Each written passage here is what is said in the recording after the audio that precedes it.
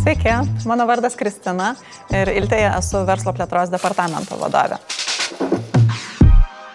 Kada labiausiai pajutai, kad kartu su Ilte augi ir tu pati?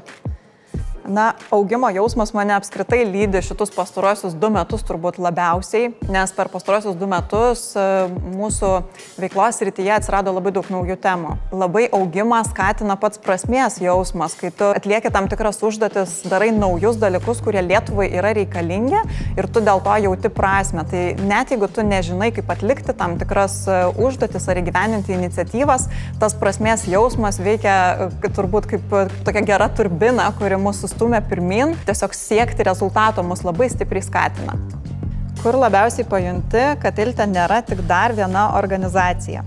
Iltės unikalumas man yra apie tai, kad visų pirma mes rūpinamės įvairiausiais sektoriais, įvairiausiom iniciatyvom, tiek tarptautiniam, tiek Lietuvoje, gilinamės į įvairiausias sritis, kuriuose norime identifikuoti, kokios yra problemos, kokie yra poreikiai ir ko reikia Lietuvai iš tikrųjų, kad mes pasiektume tą augimą.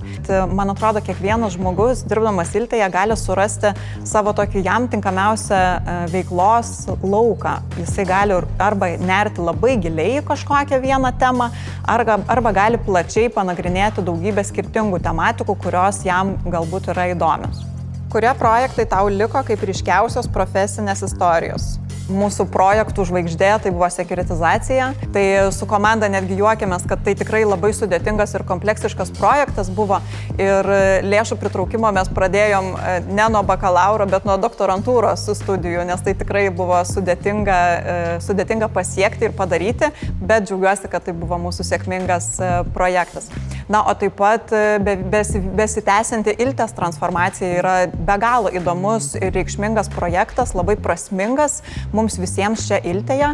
Ir mes dirbdami su transformacija daugiau galvojame apie produktų portfelį, ką Iltė galėtų pasiūlyti, kokias problemas galėtų išspręsti.